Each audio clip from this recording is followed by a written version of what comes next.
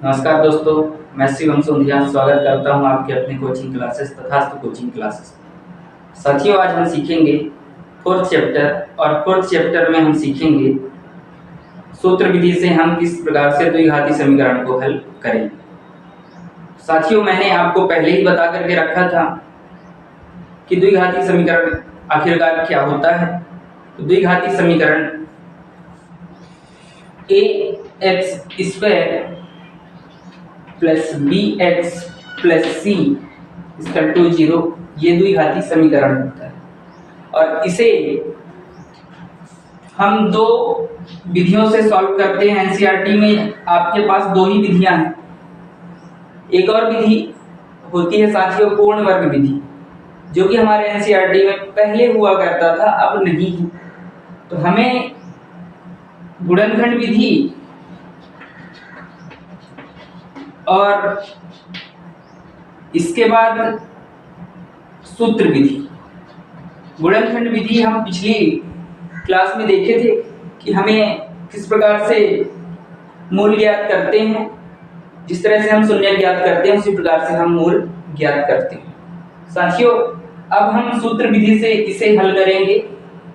पहले तो हम प्रश्न को पढ़ेंगे, अच्छे तरीके से पढ़ेंगे कि प्रश्न में पूछा क्या गया है।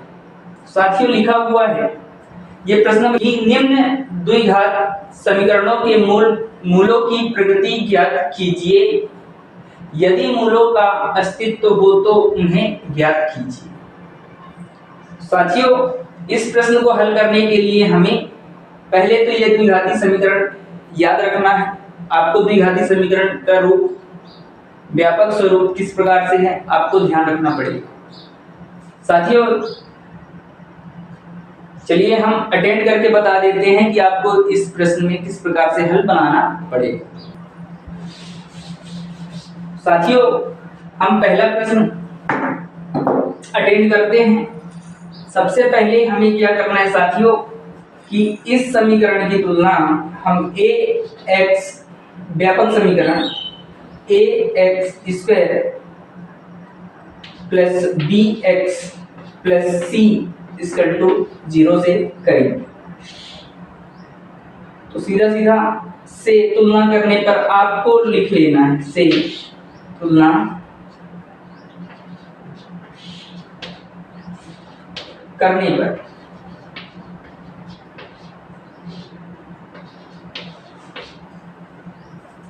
इसके बाद साथियों आपको क्या करना है, तुलना में a का मान लिखना है, b का मान लिखना है और c का मान लिखना है। a का मान क्या हो जाएगा साथियों 2, b का मान हो जाएगा -3 और c का मान हो जाएगा साथियों 5। इस प्रकार से, यानी कि a की जगह पर इस समीकरण में क्या लिखा हुआ है, b की जगह पर क्या लिखा हुआ है और c की जगह पर क्या लिखा हुआ है। तो साथियों a की जगह पर 2, b की जगह पर -3 और c की जगह पर 5 लिखा हुआ है। साथियों, अब हम विविधकर का फॉर्मूला लगाएंगे, क्योंकि हम विविधकर से ही डिसाइड कर पाते हैं कि मूलों का अस्तित्व क्या होगा। विविधकर का फॉर्मूला आपको याद रखना है, d बराबर b² - 4ac। साथियों, ये ऑब्जेक्टिव में जरूर पूछा जाता है कि विविधकर ज्ञात कीजिए। तो आपको क्या करना है साथियों कि अगर ऑब्जेक्टिव में पूछा जाता है विविधकर ज्ञात कीजिए तो आपको यही फॉर्मूले को लगा करके सीधा सीधा d का मान निकाल लेना है और d का मान निकाल करके आप बता देंगे कि अतः विविधकर बराबर ये हो। साथियों, इसमें हम क्या करेंगे, मान रखेंगे। तो यहाँ पर आपको b की जगह पर -3 इसी प्रकार से लिख देना है। इसके बाद क्या करना है साथियों, 4 की जगह पर 4 और a की जगह पर 2 और यहाँ पर c की जगह पर 5। और साथियों, हम इसका हल बनाएंगे कि आखिरकार d का मान क्या आ रहा है। तो 3 का वर्ग, अगर 3 का वर्ग करते हैं 9 आता है। अगर -3 भी है तब भी में 3 तिहाई 9 होगा और माइनस माइनस वहां से प्लस हो जाएगा। तो साथियों हम सीधा सीधा 9 ही लिख देंगे। यहां से 4 दूनी 8 और 8 पंच 40, 8 पंच 40। और घटाएंगे साथियों तो आपका आंसर आएगा -31। डी का मान साथियों आपका माइनस में हो गया -31। क्यों? क्योंकि ये बड़ा अंक है 41 और ये छोटा अंक है, प्लस माइनस माइनस कर देंगे और सीधा सीधा आप लिखेंगे -31, क्योंकि बड़े अंक के सामने का निशान आता है। साथियों आपको ये ध्यान रखना है कि यदि डी का मान, डी के हमें 3 मान मिल सकते हैं। एक तो मिलेगा पॉजिटिव वैल्यू, एक मिलेगा,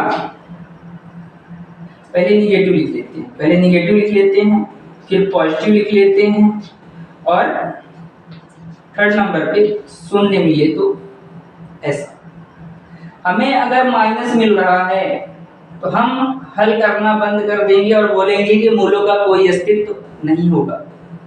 अगर हमें प्लस में वैल्यू मिलती है, यानी कि अगर प्लस 31 मिल जाता तो हम बोल देते हैं मूलों का अस्तित्व होगा और फिर हम उन्हें ज्ञात करते, हमारा सलूशन आगे जाता। इसके बाद साथियों अगर शून्य भी है तब भी में मूलों का अस्तित्व होगा और हमें उन्हें ज्ञात करना पड़ता। साथियों ये पहला प्रश्न आपको यहाँ पे सीधा सीधा लिख देना है कि मूलों का अस्तित्व नहीं होगा और आपका आंसर कंप्लीट हो जाएगा। यहां पर लिखना है D बराबर -31, अतः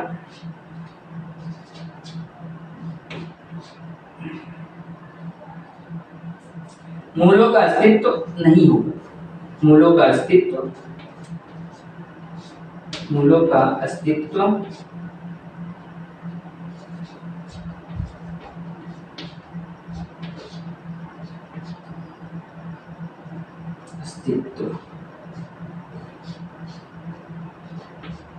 नहीं होगा। और आपको साथियों हल बंद कर देना है, यही आपका पहले प्रश्न का आंसर हो जाएगा। साथियों अब हम देखते हैं दूसरा प्रश्न, और दूसरे प्रश्न में हमें क्या करना पड़ेगा, जो भी कॉमन लाइनें हैं मैं उन्हें इरेज नहीं करूंगा। तो साथियों देखते हैं कि दूसरा प्रश्न हम किस प्रकार से करेंगे।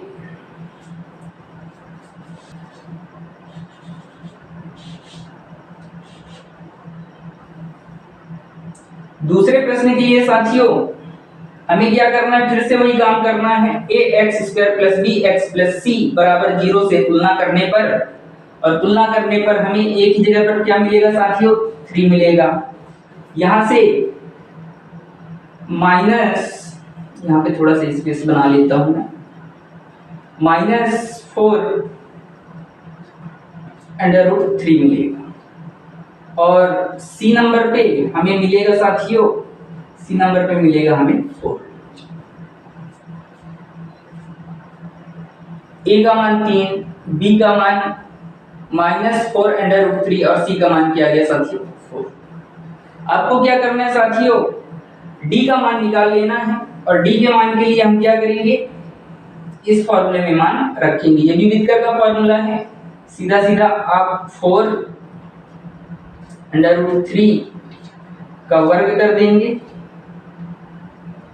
और यहां से -4, ए का मान क्या है 3 है और सी का मान क्या है साथियों 4 है। और हम इसका सॉल्यूशन बनाएंगे। साथियों अगर 4 का वर्ग कर दिया जाए तो 4 चौको 16 हो जाता है, और √3 का वर्ग करेंगे तो रूट से वर्ग कैंसिल हो जाएगा और बचेगा 3। तो 4 चौको 16 और 16 दिया 48। आपको सीधा सीधा यहाँ पर ये लिखना है कि ये 48 हो रहा है इसका सॉल्यूशन। और इसे देख लिया जाए तो 4 3 12 और 12 4 48, ये भी 48 और सीधा सीधा आप माइनस कर देंगे तो क्या आ जाएगा साथियों 0। आपको जब शून्य प्राप्त हो जाए तो आपको बोलना है कि मूलों का अस्तित्व होगा। मूलों का अस्तित्व होगा और मूल क्या होंगे साथियों, बराबर होंगे, यानी कि d बराबर क्या है 0 है, मूलों का अस्तित्व होगा, मूलों का अस्तित्व होगा,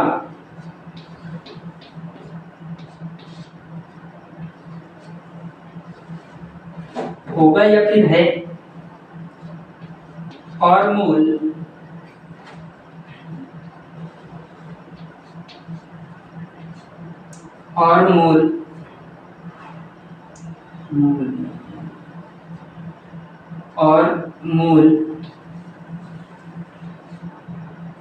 बराबर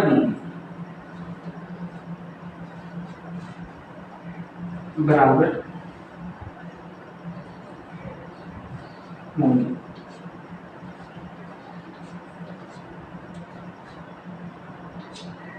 कहने का अर्थ ये है साथियों कि हमें मूल तो मिलेगा, लेकिन अगर एक मूल का मान 4 आ रहा है तो दूसरा मूल भी 4 ही होगा, अगर एक मूल 3 आ रहा है तो दूसरा मूल भी 3 होगा, अगर एक मूल -3 भी आ रहा है तो दूसरा मूल भी -3 ही होगा। साथियों आपको क्या करना है, आपका सॉल्यूशन आगे जाएगा और आपको क्या करना है, 9th क्लास में आप श्रीधराचार्य सूत्र पढ़े होंगे कि x equal to -b plus minus bracket में b² -4ac बटे में 2a। आपको यह फॉर्मूला याद रखना है, इसी फॉर्मूले का उपयोग करके हम द्विघाती समीकरण को हल करेंगे।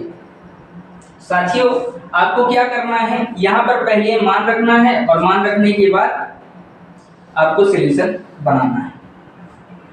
साथियों क्या करेंगे, x इक्वल टू -b यानी कि आपका आ गया -4√3, थोड़ा बड़ा बना देता हूँ साथियों, यहाँ पे ये 3 हो जाएगा, प्लस माइनस यहाँ पर आपको क्या करना है साथियों, -4√3 तो क्या करेंगे, वर्ग करेंगे और यहाँ से -4 यानी कि 4 की वैल्यू रखेंगे, सॉरी 4 की वैल्यू क्या, 4 तो 4 ही है, यहाँ से a की वैल्यू क्या हो जाएगी साथियों 3 और यहाँ से c की वैल्यू हो जाएगी 4। अब आपको यहाँ पर 2a लिखना है, बटे में क्या लिखना है साथियों 2a, a की वैल्यू भी यहाँ पर भी रख देते हैं तो क्या हो जाएगा साथियों, यहाँ पे 3 हो जाएगा ये। अब इसका सॉल्यूशन हमें बनाना है, बहुत ही सावधानी से बनाना साथियों, क्योंकि यहाँ पर माइनस है और ये माइनस लगाना है आपको। इसके बाद b की वैल्यू है तो ये -4√3 है। बहुत बच्चे क्या करते हैं, यहाँ पर ही जल्दी में वो ये माइनस लगाना भूल जाते हैं और फिर मिस्टेक हो जाती है। माइनस माइनस, अब जब हम इसे आगे सॉल्यूशन करेंगे तो क्या हो जाएगा साथियों, माइनस माइनस ये हो जाएगा +4√3 और प्लस माइनस, और यहाँ पर साथियों जब हम इसका सॉल्यूशन बना रहे थे जो कि यहीं पर है, जो कि इसका सॉल्यूशन क्या आ रहा है, 0 आ रहा है, हमें इसे आगे करने की जरूरत नहीं है, सीधा डायरेक्ट ही हम 0 लिखेंगे और सीधा आप क्या करेंगे साथियों, यहाँ पर मैं बीच में बराबर लगा देता हूँ। अब क्या करेंगे साथियों, ये 0 का वर्गमूल भी निकालेंगे तो 0 ही होगा, कुल मिलाकर के ये 0 साइड में हो जाएगा और यहाँ से 6 और 2 से इसको कट कर देंगे, 2 2 जा 4, 2 3 जा 6 और आपका x की वैल्यू क्या आ गई साथियों 2√3 अपॉन में 3। एक मूल तो ये रहा, दूसरा मूल भी आपका यही होगा, यानी कि आप क्या लिखोगे, अतः मूल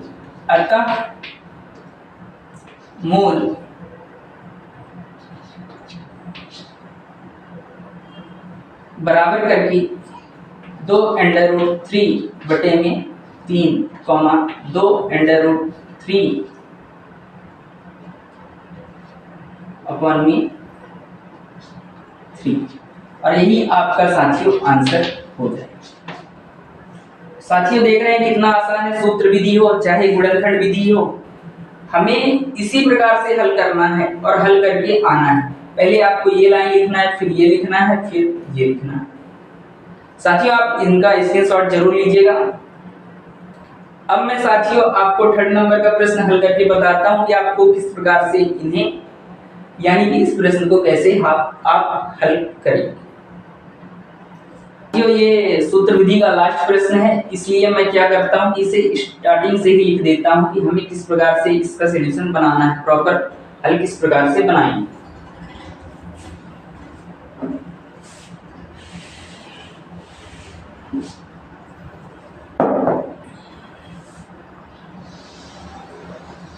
पहले तो हमें साथियों तुलना ही करना है, हम सीधा सीधा तुलना करेंगे इस वाले समीकरण की। तो a बराबर में साथियों हमें मिलेगा 2, b बराबर मिलेगा -6 और c बराबर मिलेगा +3, यानी कि सीधा सीधा 3 लिख देते हैं। इसके बाद साथियों हम क्या करेंगे, d का मान निकालेंगे यानी कि विविधकर निकालेंगे। इसी से हम डिसाइड कर पाएंगे कि हमारा मूल यानी कि मूलों का अस्तित्व है कि नहीं। अगर माइनस में आ रहा है, d का मान माइनस आ रहा है, तो आप बोलेंगे सीधा सीधा मूलों का अस्तित्व नहीं होगा। अगर शून्य आ रहा है तो मूलों का अस्तित्व होगा और मूल बराबर होंगे। इसके बाद साथियों अगर हमें प्लस में वैल्यू मिलती है तो हम बोलेंगे कि मूलों का अस्तित्व होगा और मूल अलग अलग मिलेंगे। यानी कि एक मूल अगर 4 मिला है, दूसरा मूल मिल सकता है 5, एक मूल मिला है 6 तो दूसरा मूल मिल सकता है -7, प्लस माइनस में भी डिफरेंस हो सकता है। साथियों देखते हैं,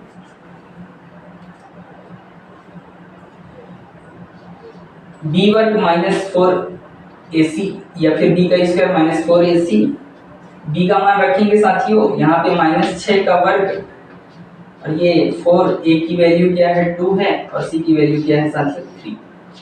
और सीधा सीधा आप क्या करेंगे, इसका सॉल्यूशन बनाएंगे। तो 6 का वर्ग हो जाएगा 6 6 36, माइनस से कोई प्रभाव नहीं पड़ता है क्योंकि वर्ग करेंगे माइनस माइनस प्लस हो जाएगा और 6 6 36। इसके बाद 4 दूनी 8 और 8 की 24। साथियों ये 24 और जब हम इसे माइनस करेंगे आ जाएगा साथियों 12। यानी कि d का मान क्या आ गया साथियों, प्लस में आ गया। तो आपको ये लिखना है कि d बराबर 12 मूलों का अस्तित्व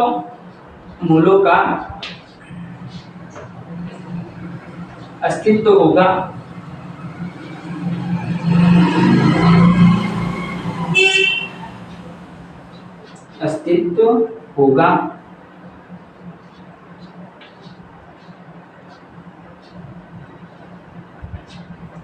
और मूल अलग अलग होंगे, अलग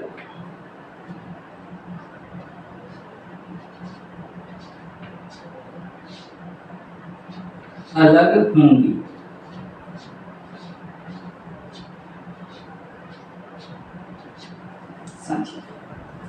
तो अब हम मूल ज्ञात करेंगे साथियों। मूल ज्ञात करने के लिए आपको क्या लिखना है, श्रीधराचार्य का सूत्र लिखना है, -b plus minus under root में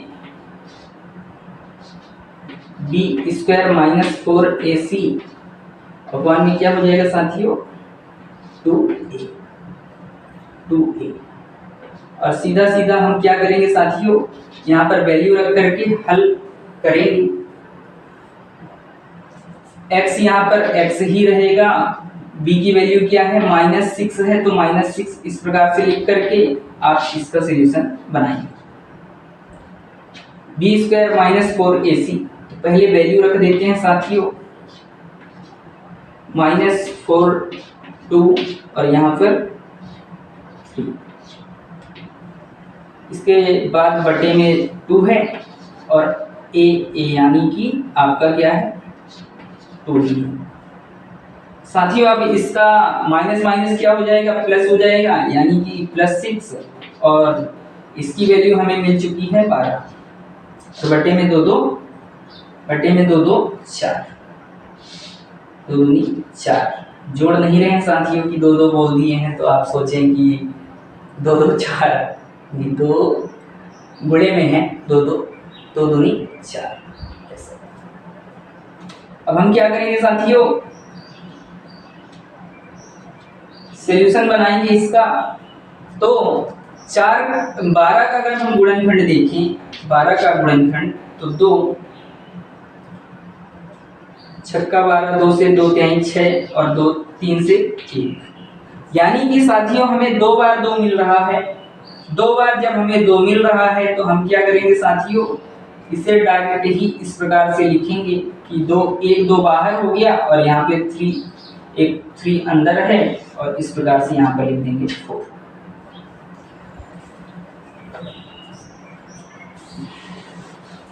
हमने 12 का क्या निकाल लिया, वर्गमूल। इसके बाद क्या करेंगे साथियों कि यहां से अगर 2 कॉमन ले लिया जाए तो क्या हो जाएगा, 2 कॉमन ले लिया जाए तो यहाँ पे बचेगा 3 प्लस माइनस अंडर रूट 3 और अपॉन में क्या हो जाएगा साथियों 4, और यहां से 2 से इसको कट कर देंगे तो आ जाएगा 2। कॉमन लेना यानी कि भाग लेना, और गुणनखंड विधि में हम लोग कॉमन किस प्रकार से ले रहे हैं आपको बताया गया था, तो आप उसी मेथड का उपयोग करके इस तरह से आप कॉमन ले सकते हैं। आप गुणा करके भी देख सकते हैं कि 2 त्याई 6 और 2 का गुणा हुआ तो 2 तो बाहर रह गया और सीधा सीधा 2 अंडर रूट 3। साथियों अब हम क्या लिखेंगे, x इक्वल टू हमें क्या मिल गया 3 plus minus under root 3 upon में 2। साथियों अब हम एक बार प्लस ले लेंगे और एक बार माइनस ले लेंगे, यानी कि x इक्वल टू आप लिखेंगे 3 प्लस अंडर रूट 3 अपॉन में 2 और इसमें क्या लिखेंगे x equal to 3 minus under root 3 upon में 2 और यही आपके मूल हो जाएंगे। अतः मूल करके